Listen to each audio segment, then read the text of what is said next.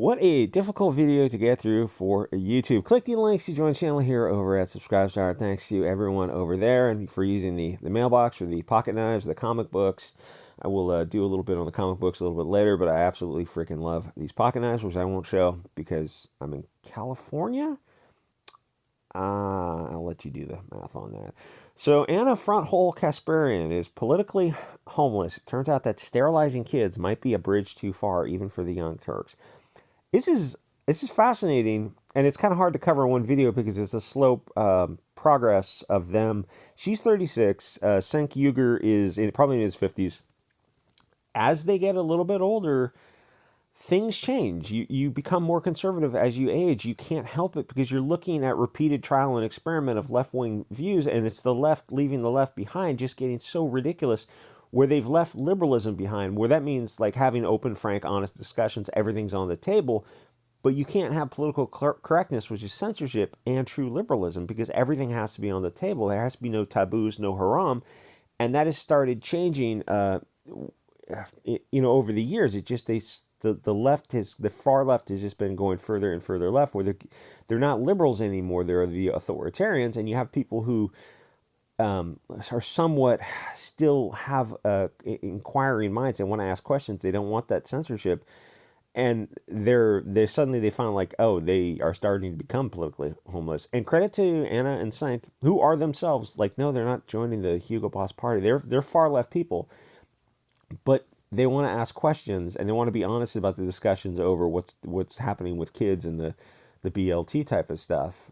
And the left wing doesn't want them to have their conversation. You're like, well, like, what are you exactly? You're not liberals if you want to censor people discussing anything. It's like everything's an appeal to emotion with a lot of these people. And there's this big political bell curve moderate left who's looking around and going to have to eventually kind of probably cut the far left loose. Otherwise, they're just going to have to be on board everything that the far left is pushing.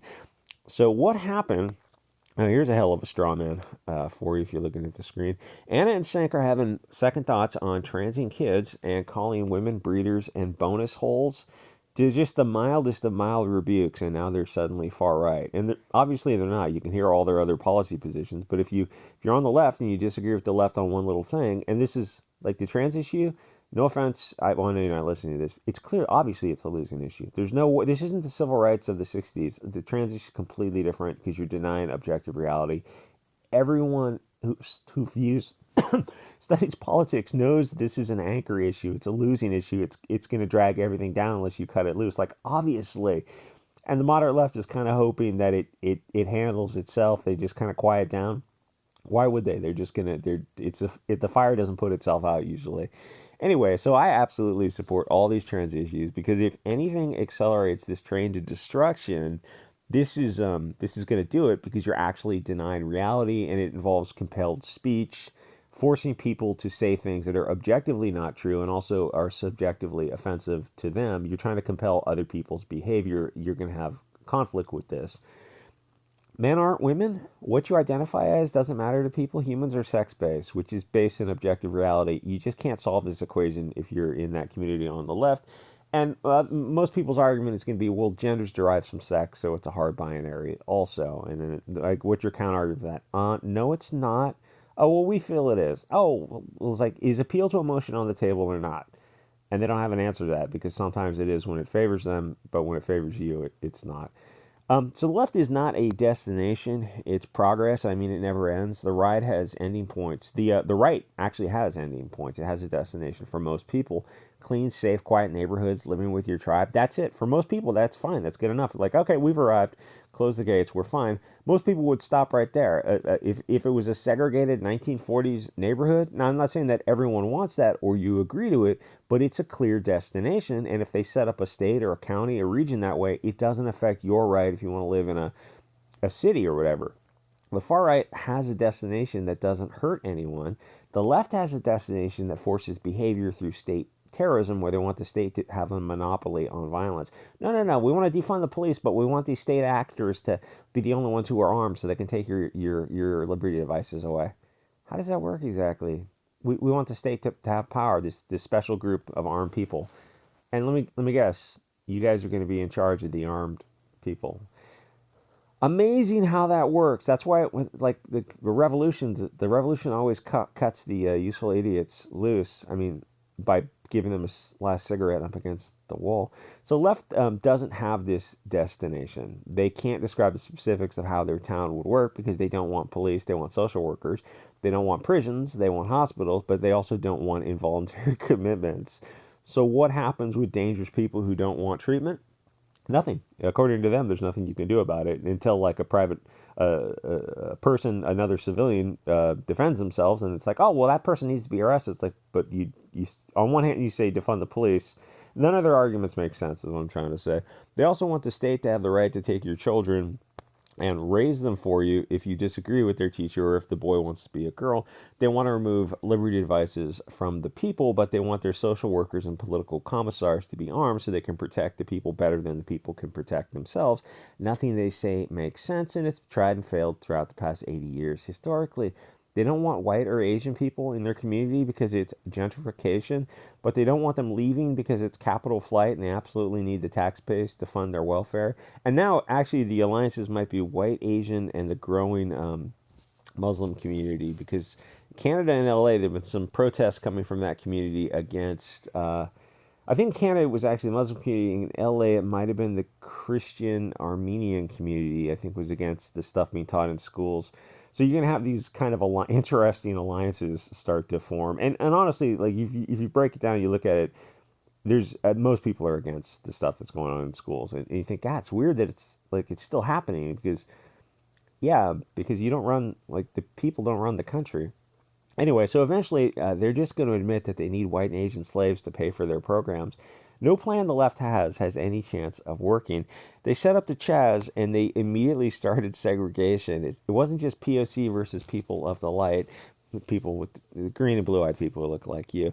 But they started breaking down the POC groups. So both the far right and the far left want segregation. So what's stopping people from getting the ball rolling on this? How dare you suggest that? It's coming from, you understand, it's coming from POC groups that are suggesting this. I'm disagreeing with them. Well, it's okay for them to because I just don't have an argument. Go even further. Most people would gladly also separate from people who give kids puberty blockers and take them to drag shows. The left is a ride that never ends. It has no destination. Example, you ask them what their end goal looks like, and they describe their nirvana. And then you ask them, but if some groups don't want to live together with this socialist paradise, would they support them forming their own communities away from that area? And that's where they start getting shifty and explaining why, no, actually, y'all have to live together even if you don't want to. And you go, well, why exactly? And they don't have a response to it. So their left-wing paradise is contingent upon them controlling your behavior, even if you want to form a separate community. And since everything the left does is unnatural and causes conflict, they have to have a police state to enforce the unnatural state. The further away the false state gets, the more oppressive the regime has to get until it collapses. At some point, you knew the left was starting to leave the left behind, and a lot of it was over the trans stuff, and that community was their own worst enemy. They were using offensive terminology for straight people, calling them breeders and using cis as a slur. Then they started calling women front holes or bonus holes. And this is kind of a weird thing because, I almost said regular men, straight men are kind of left out of this. They just don't care so much. It's just not involving straight men at all. It's involving the trans community versus women. It's like, it's fascinating to sit back.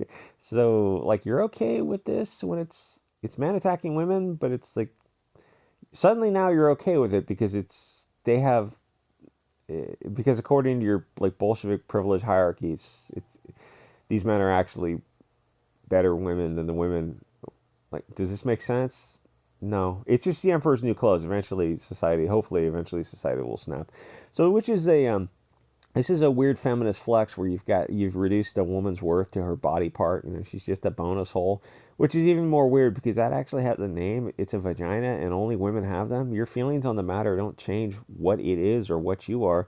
The other funny thing is that this is all men intruding into women's spaces, locker rooms, bathrooms, knitting clubs, sports, sororities, and everything else.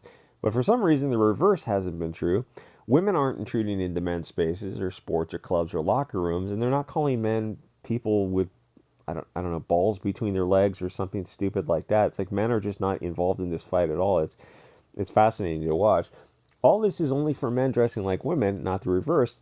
In fact, it seems like this whole narrative is being controlled by men, where men are to the point of telling women that the best feminists are actually men. The meme of sitting back eating popcorn, by all means. The left now is giving children who can't consent because their brains are too immature puberty blockers, cross-sex hormones, and sterilization surgery, elective surgery. Oh, wait, you created an industry out of thin air and now it's a multi-billion-dollar industry? Yeah. I mean, that's genius. It's evil genius, don't get me wrong, but that is amazing. And you look at these people and go, so you're doing stuff to kids. I won't say it. So those are the left-wing values, sterilizing kids. Most people are wondering how people got to be so brainwashed. It's been media propaganda since 1963. Someone wrote an article and they pointed this out. They think it started with I Dream of Jeannie and Bewitched. Those were the first couple shows that started to show this shift in Hollywood away from Leave It to Beaver patriarchal type of family, tribe, nation types of shows to where they started demeaning and degrading or using the male at least as a little bit of butt of humor. And then it just accelerated from there, and they pointed it to about 1963. Anyway, it's generational brainwashing. You can accomplish almost anything with it because people just don't. It's game theory. They're hoping someone else stands up, but you see what happens when someone stands up. You get your life destroyed by the machine, and so nobody wants to be the person who everyone you do something for super high risk and no reward, but everyone benefits. It's like, well, in a mixed society, that's probably never going to happen because people only sacrifice for their tribe. They're not going to sacrifice for other people's tribe, which is why the machine has been doing what it's been doing in the past 80 years, because a rootless people are easily controlled. So a lot of the kids on the left can't have discussions because they've been programmed to not think. They default to stimulus response instead of thinking. They just say something is phobic, but they don't actually perform the mental calculations. If they couldn't strawman, ad hom, or deflect from arguments, they just literally couldn't have these arguments because they were never taught how to think. For the past 20 years, 30 years, 40 years, they've been brainwashed to have this stimulus response of saying something is racist. And they raise that flag, and the thought processes, their arguments, the counter-arguments, cross-examinations, they never complete. They never go around pathways. They never think around corners.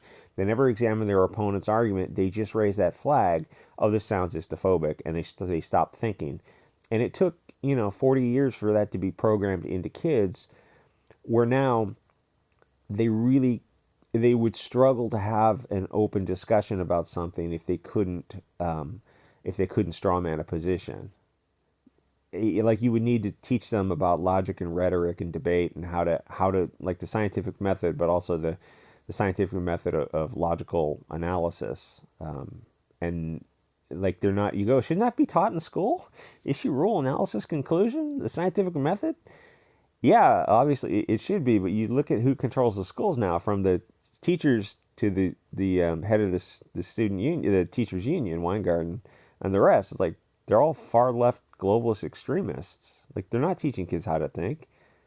Like, what if you're in school now with all the rainbow flags and you're a kid and you start discussing, like, well, this is not in accord with objective reality. Men aren't women, and I'm not going to use a pronoun because gender is derived from sex. Like, you have an argument, it's a logical argument. And ultimately, they're like, the teacher, like, what do you think? What kind of social pressure from the teacher would there be? Like, would you be fair? Would you be free to have that open intellectual discourse? Or they say, like, oh, that marginalizes and oppresses, further disenfranchise students? You go, I don't believe the things you're saying are in accord with reality. And ultimately, it's like, it's just a disagreement. But would both sides be respected, or would you be censored? Like, what would happen in modern schools.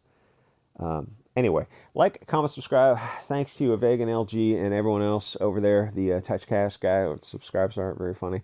And I will see you guys on next episode.